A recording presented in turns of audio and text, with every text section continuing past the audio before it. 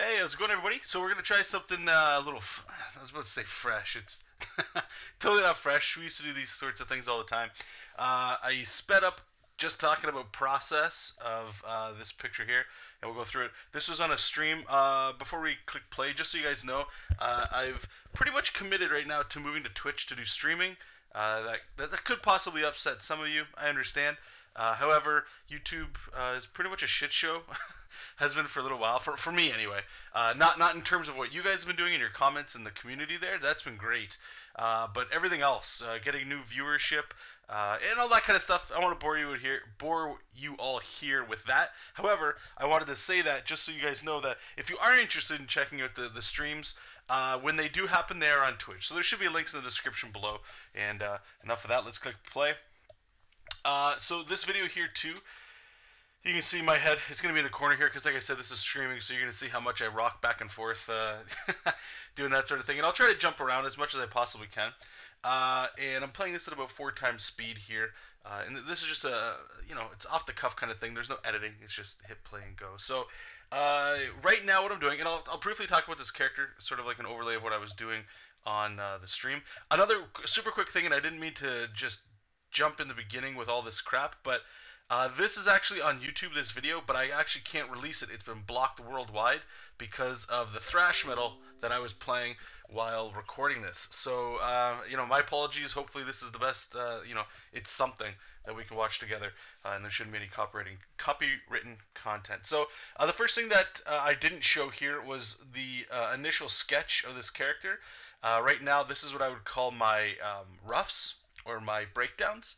Now, normally I like to work in thumbnails. Sometimes with characters, it's just fun to sketch. And I believe this came from a sketch of an idea I had while I was at work. And I'll talk a little bit about that in a second, but I just want to make sure I'm going over the specifics here. So you can see it's loose scribbly stuff, like especially all over here, around the hips and this knee. And you can kind of see, I'm going to actually change the anatomy on this arm. You'll see me drawing it. And it just looks like a weak arm, I don't know how else to describe it. It also looks flat. So I'm really going to push that bicep back and shorten the arm up. I think I still screwed the hand up, to be honest with you. But overall, came together. And right now, we're just going over with it's just another pressureless brush where I'm kind of going in there and just sort of doing the good stuff there. So you can see the bicep getting adjusted. So this character here, he's going to make an appearance in JESOP King issue 3. Issue 2 is still being worked on. It's still in the very early stages of art. Hopefully, I can have it for my patron members by the end of next month would be ideal. But I'm not trying to put too much pressure on it. It's very much a hobby at this point, but I enjoy it. So you guys can stay tuned to that. But the reason for this character, he's very Dragon Ball influenced, and it's just a commitment that I made for myself this year. I'm trying to, I don't want to keep saying it over and over again, but just get healthier mentally, physically, and just in general. I've been, in my opinion, for myself anyway, I've just been overworked and overstressed, working at work and then coming home and trying to pursue the air quotes here, the dream of comic book art that I've had for a very long time. And it just got to me. So right now I'm just, like I say, treating this very much as a hobby. So that's what's going on with this. So what that means as well is I wanted to go back to the roots of what I was doing before I started drawing. Or no, not before I started drawing, but when I was drawing, before I started to tighten up my anatomy and all that stuff like that, was very much so Dragon Ball, anime, Capcom video games most importantly. But this character here, he represents something that, like a direction of style I would like to go a little bit further. I mean, if you look at it, he's very much drawn just like how JESOP King looks. The face is looking a little bit like maybe a Boo character from Dragon Ball, you might remember, or maybe a slight Vegeta, or even a Piccolo a little bit, And I just wanted little things in there to make the feel of that, but my intent is that when people look at it, they don't just go, oh, well, shit, that's just a straight Dragon Ball ripoff. And even with the pants, I was starting to get a little baggy with them, and even with this guy's shoulder pads right here, I'm like, this might be pushed a little too far towards Piccolo kind of thing. And then the energy ball, and you'll see once we get into the color too, I pretty much go full Broly on there, and I just get it like, I love the look of it where it's a yellow and a green energy. It will make sense in the story as these issues do come out. It's not just what's inspiring right now, and I'm just injecting it forcefully into the project. I definitely think that is a wrong way to do a project, because what happens is everything like your vision gets lost. I needed a character for a plot point to come up, and I've been putting him off, and this guy fills that role perfectly. The timing actually works out really well, so it means nothing to you guys, but for me, it was sort of like a breath of fresh air. I could come at this and go, I found him. You know what I mean? If that makes any sense. So anyway, process. Let's get back in there. So I'm drawing with red. I like to do red or other colors as well with for costume elements and things. Sometimes I'll use a silhouette method, I call it. But sometimes, this is old school. This is like grabbing a pencil and just sketching out anatomy, and then eventually going, that's the look. That's that's the way it goes. You scribble it, grab a kneadable eraser, erase it, and start building up the form that way. So that's not what's going on here.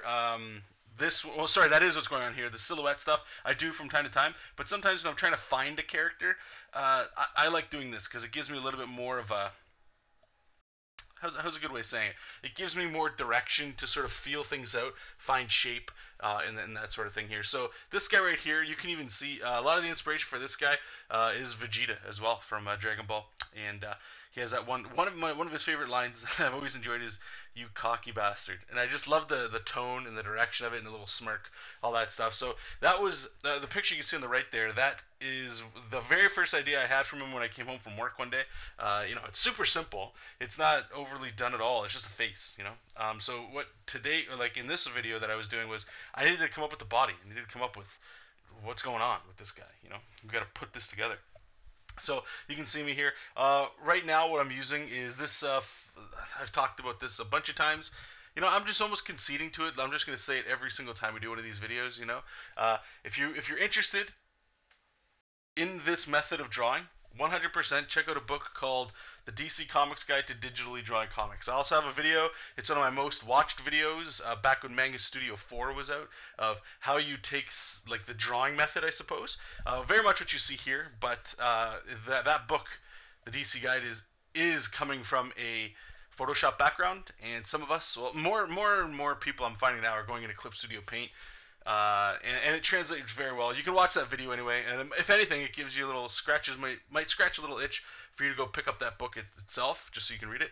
The content is totally relevant, and all that good stuff, as well as, sorry, there's 1 second here, I just gotta mute the thing. Sorry about that one. Like I said, I'm trying to work out the kinks here.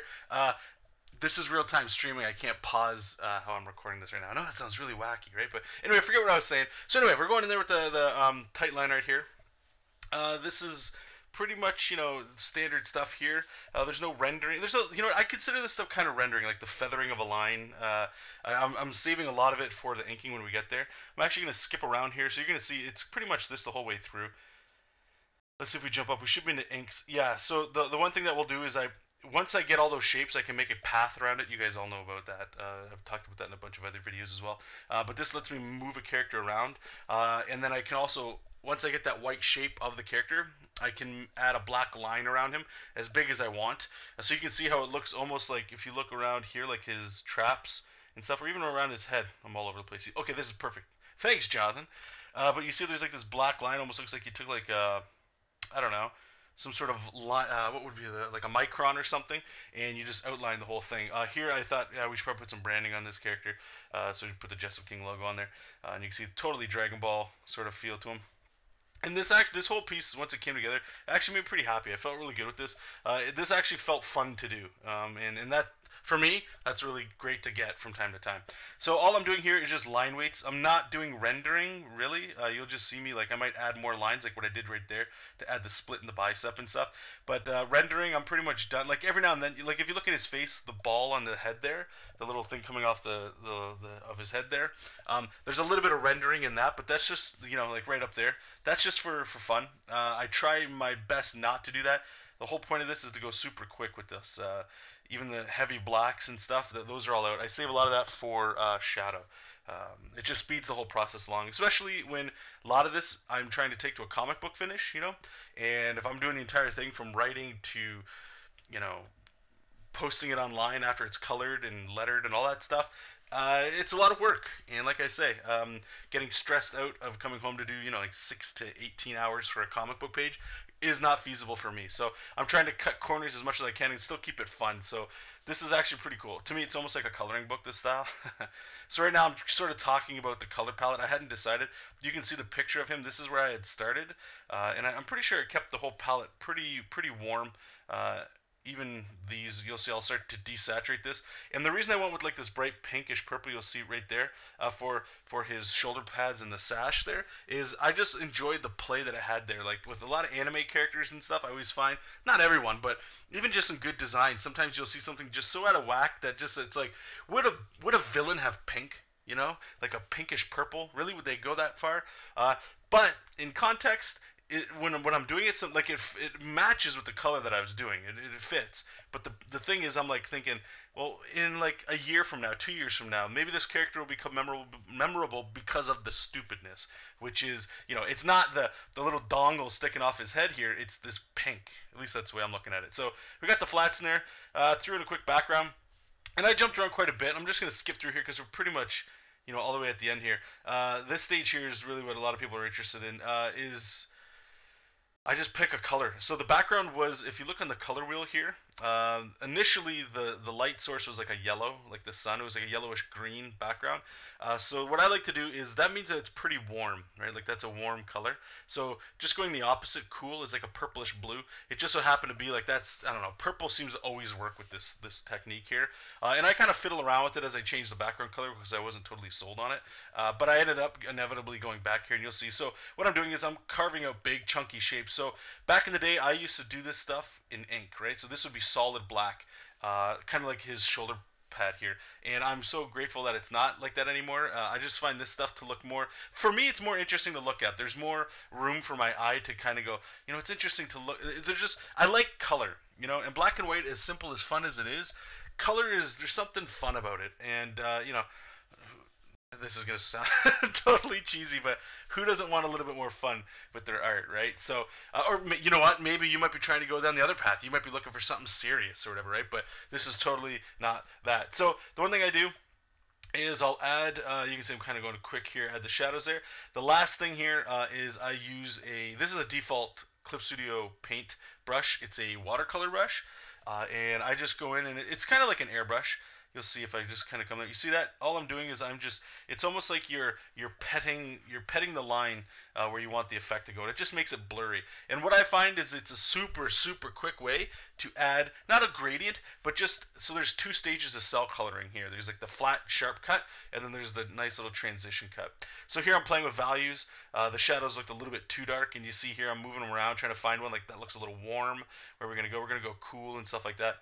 I'll just move this around. I was fiddling with the energy. It just never felt good. It always just felt kind of tacked on here. I'm trying to add some texture to it, but you can't fix shit. You can make shit prettier, but when it's shit, it's shit. And I was noodling a lot of this. If anybody was watching this that was there at the stream, I was going back and forth with a lot of this. And I think it was just by accident that I got the Broly color, is how I'll call it, with his little energy ball right there. And once I got it, I was like, sweet. So I painted it back in. And here I'm just erasing out the texture, or not the texture, sorry, that overlay to get the glow on his little energy ball there.